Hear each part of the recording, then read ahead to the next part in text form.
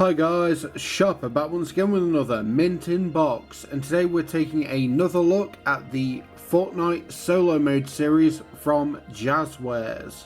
And today we're going to be looking at the Skull Trooper and Calamity. We'll take a look at Calamity first, and I have to say I really liked Calamity when she first came about in Season 6. And her whole Western Wild set aesthetic was really fun to play around with, because at the outset it's a lot of kind of Western cowboy tropes, but as the season went on you kind of found her story develop through the loading screens and the contextual clues in and around the island itself, because as it turns out, Calamity and her husband Deadshot, I forget what that skin's name is, were a married couple, and they were both vampire hunters or monster hunters to some degree, and that's reflected in this kind of steampunk Van Helsing cowboy aesthetic. This is her final form. I think there's one other where like the sigils on her coat and the rest of her body give off a faint glow in various colours, but for now this is her final form, and it is a really cool looking form. As I said, very Van Helsing inspired, but with a lot of cowboy influence. The biggest vampire hunter influence is in her pickaxe, which is called the Reckoning, and it's basically a steampunk valve kind of wooden stake on the end of a pickaxe, and it really adds to her whole vibe as like a monster hunter, and it's really cool. I really dig it. One thing I was worried about in terms of this figure was because it's such a bulky design with a lot of layers, that we'd end up having a figure that couldn't really move. And thankfully that's not the case, because Jazwares thought about that and have given a lot of thought to the abundant layers. So we've got a nice range of movement in her head, which is surprising given her hair is quite stiff, but it gets a full range of motion and it shouldn't be too limited for what you want to do. The face sculpt is pretty nice, though most of it is hidden behind a mask.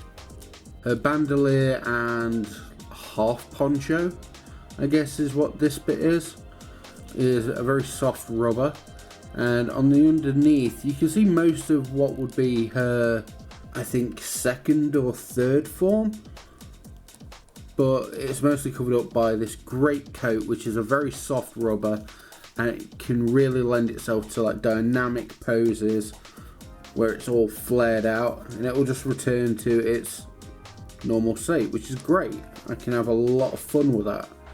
In terms of articulation, it has the standard Jazwares Fortnite solo mode figure articulation, and as I said, it's not hindered very much at all by the addition of these soft rubber layers. It's actually a really good feat in terms of like action figure design, because I've seen other more experienced lines take a shot at something like this and completely fail it, and I'm glad to see Jazwares doing really well with it.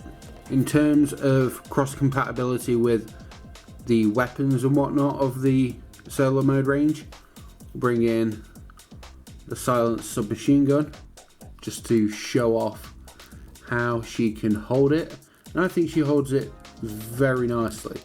Obviously you'd want to use the 6-shooter or the revolver. I'm not sure if the revolver has been added, but there is like a revolver, there is a Magnum 6, there's a lot of pistols, I forget all their names, but there is like a standard pistol, there's a more modernist pistol, Recently they added a 6-shooter with her husband's inclusion in the game, and I think she'd look great with any and all of them. And she looks pretty great with a standard weapon as is. Keeping things spooky, we have the Skull Trooper, who is part of the Skull Squad set, and he is one of the most highly sought after skins in Fortnite. He came around 2017 for the Halloween event and was never resold again until the following year in 2018 when he became part of the Skull Squad. He gained a female counterpart and a bunch of variant designs where the white of his costume was replaced with like a glow-in-the-dark green, and if you bought the original one you also got a glow-in-the-dark purple. A lot of people were complaining that, oh, don't bring him back, he's so rare, he's so cool. Bring him back every week, because I don't care. Like, let people buy what they want. Like, I've seen a couple of my favourite skins come round again and again, and I'm glad that people can buy them.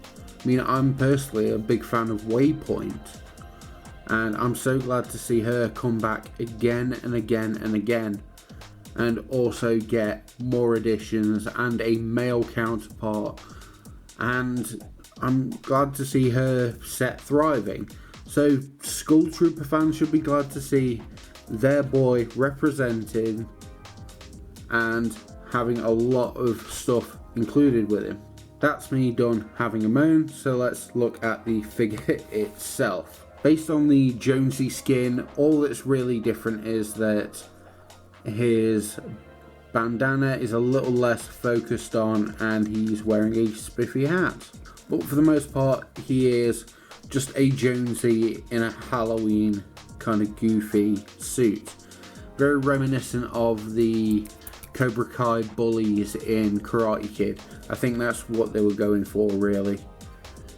His harvesting tool is the Reaper one, a very nice, plain and simple harvesting tool, and lives up to its moniker.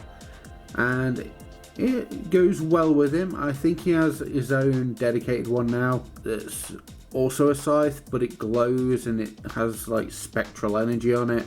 But I think it's good to include like an original harvesting tool with him, because I bet anyone willing to buy this guy is probably a fan of the skin and is aware of its culture within the community. In terms of articulation, he has got a lot of the standard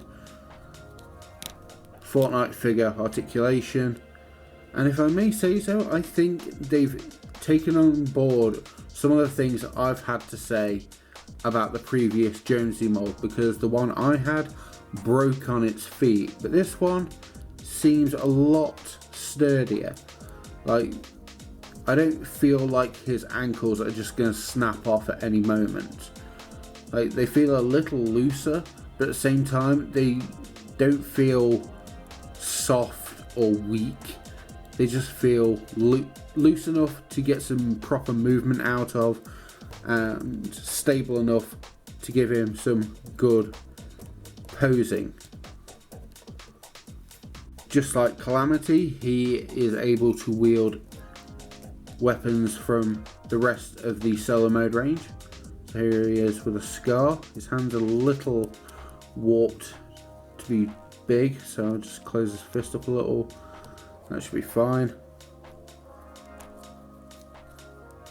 And then we'll bring it up like that. His biceps giving me a little bit of grief, so we'll just put it down like that. And I think that's the way he holds it most comfortably, in like a comfortable just standing by pose. But he does look quite menacing and would look great on your shelf with the rest of the Fortnite figures. Both Skull Trooper and Calamity are fantastic figures. and I think they're some of my favourite of the line in terms of their playability, their aesthetic, and what they bring to the line as a whole. Skull Trooper is very basic and simple, but his improved plastic quality and articulation really brings the line up to date with what I was expecting it to be, given the articulation range it offers and didn't quite deliver in the first wave. Calamity brings more of a detailed design that's very busy, but is accomplished with such a great degree that I don't really have any concerns going forward in terms of more complex designs. You can pick up both the Skull Trooper and Calamity at any good retailer for $9.99, and I think that is a brilliant price for two brilliant figures. As always, I've been Sharpo. This has been Skull Trooper and Calamity from the Jazwares Fortnite solo mode range, and I'll catch you guys next time for another Mint in Box.